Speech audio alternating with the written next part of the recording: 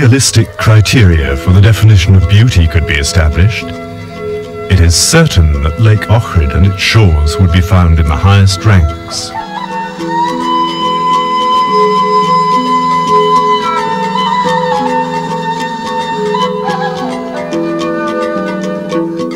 The crystal clear waters of the lake, cradled between high wooded mountains, have made their appeal through the centuries.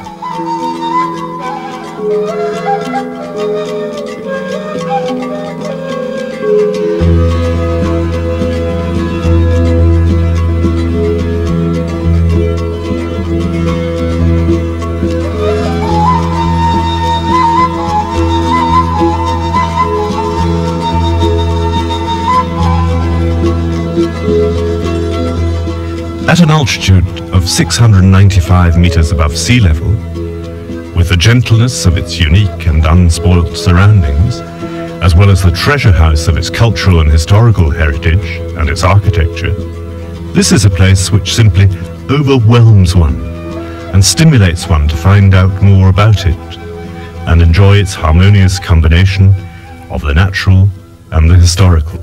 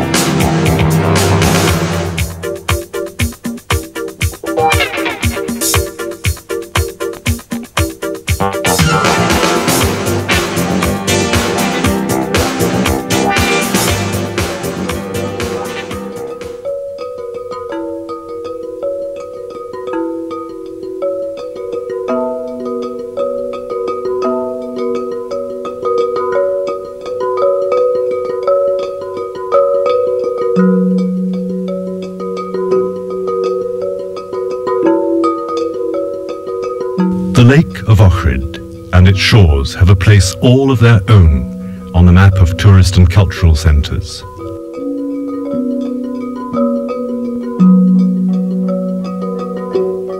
People come here at every season of the year to see and enjoy a history 2.5 millennia long, and to enjoy the pleasant climate and natural beauties.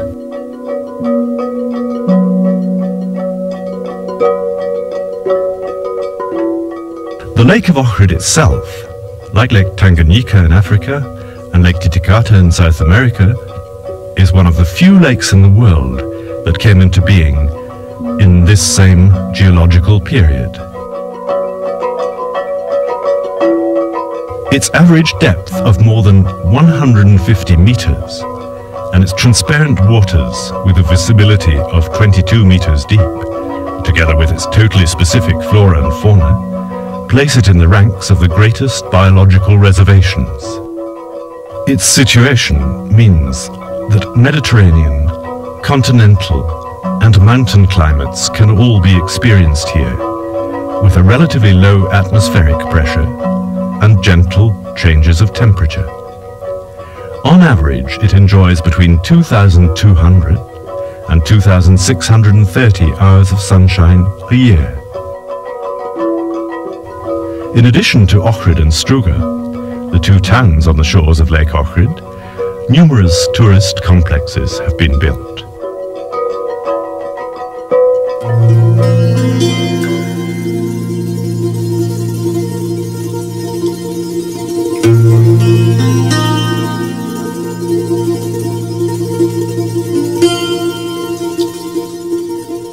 There, where once stood the city of light, Lychnidos, now glows and glitters the museum city of Ohrid.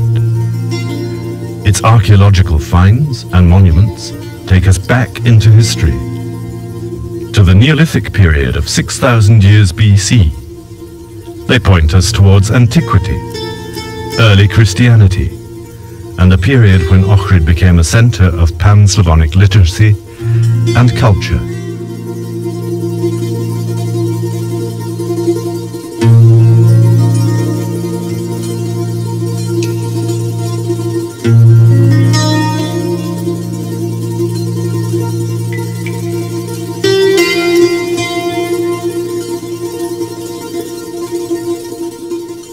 It was at that time that Ohrid acquired its name from Old Slavonic words, which indicate the old part of the town, built on a hilly ridge.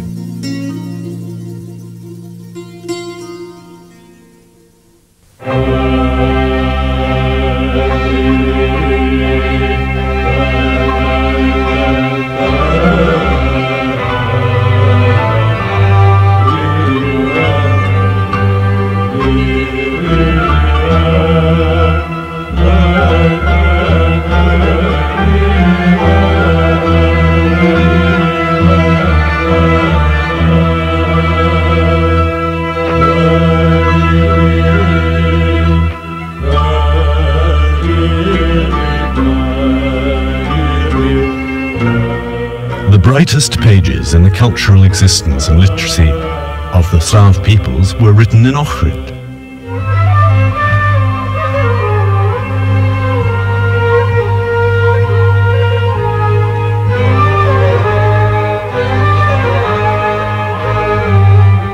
The saints Clement and Nahum, the most famous disciples of the Holy Brothers, Saints Cyril and Methodius, came to the shores of Lake Ohrid towards the close of the 9th century.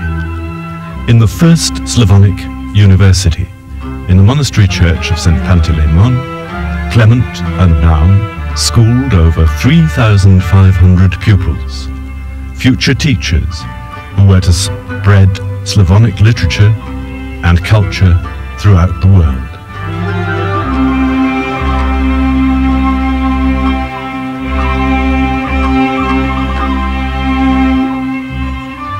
Let us begin our stroll through the Ohrid of today.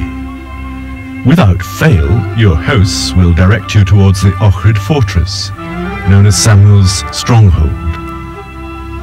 According to discoveries made, this fortress had existed since the 3rd century BC as a protective bulwark for the ancient Lychnidos, and is of particular significance because here was the capital of the Macedonian Slavs. In the year 1018, when the first state of the Macedonian Slavs was destroyed, Samuel's fortress was destroyed, and it has been rebuilt more than once. Its protective ramparts, some 3 kilometers long, encompass the whole of the hilltop of Ohrid. The fortress was entered through 3 gates. Today, only one, the upper gate, has been preserved.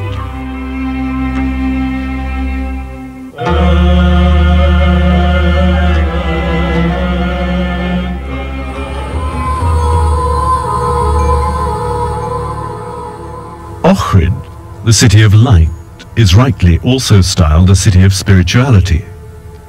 At the time of Tsar Samuel, at the close of the 10th and the beginning of the 11th century, there were in Ohrid as many churches as there were days in the year. A special chapter in its history is the existence of the Archbishopric of Ohrid, which encompassed an area from the Danube to the Adriatic Sea and to Salonika. The Archbishopric of Ohrid was independent right up to the 18th century, when it was annexed to the Patriarchate of Constantinople.